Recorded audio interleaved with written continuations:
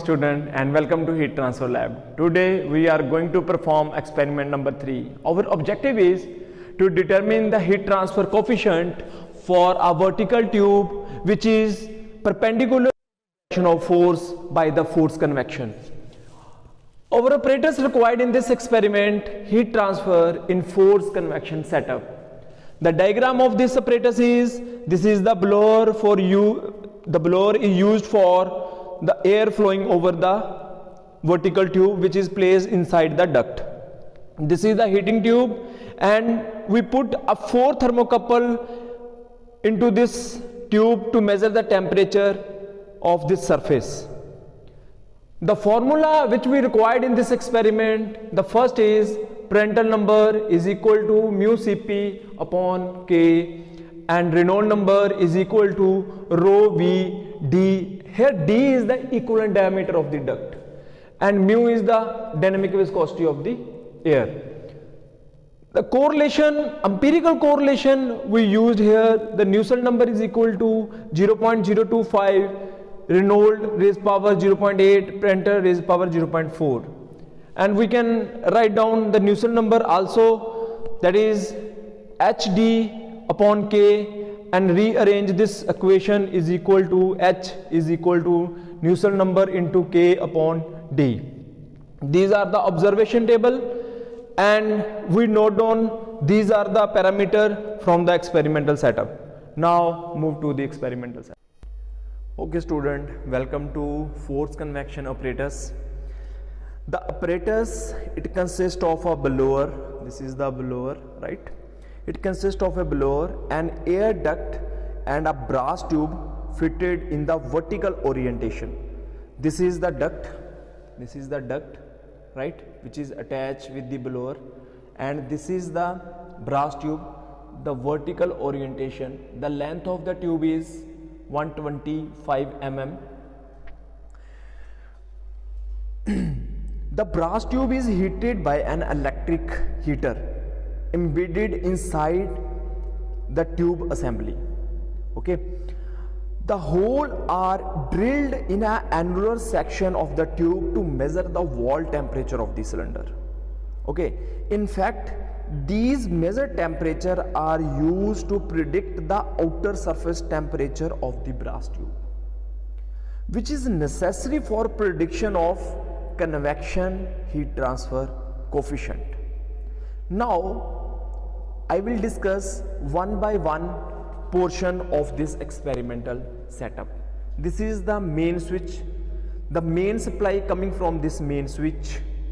This is the electric heater to provide the electric current to the plate, and plate which attach with the brass tube. This is the voltage ampere to calculate the heat transfer. This is the temperature indicator to measure the temperature of the surface of cylinder, like this is the T1, T2, T3, T4, right? This is the variac to provide the heat input to the cylinder. Okay, and this is the blower, because now I will start the blower. Okay, and you see how the blower extract the heat from this tube. This is the heated tube, and I will switch on the blower switch. Now the blower is started.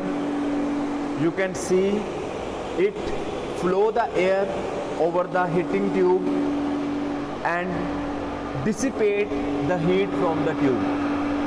The temperature you can see suddenly dropped down, suddenly dropping down 58.3, 58.1. It means the heat dissipation is very fast. So that's why forced convection is better than the natural convection.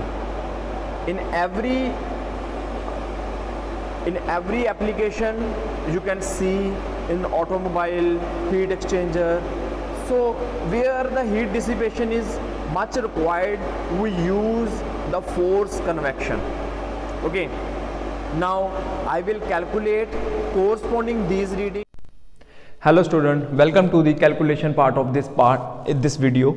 So we have note down all the parameters from the experimental setup: the voltage, current, rate of heat transfer, T1, T2, T3 and T4, and use this parameter we will calculate first of all Prandtl number, that is mu Cp upon K, that is equal to 0.69 for air.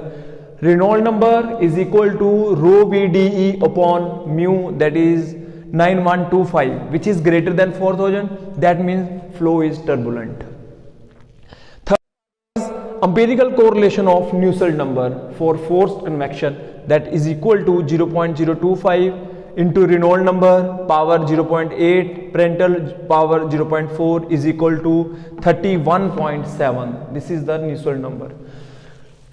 The Nusselt number can be defined as formula HD upon K, and rearranging this formula is equal to H Nusselt number into K upon D, that equal to 28.5 watt per meter square degree Celsius. This is our objective.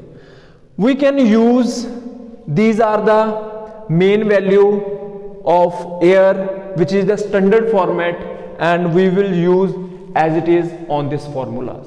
This is the calculation part. Thank you so much.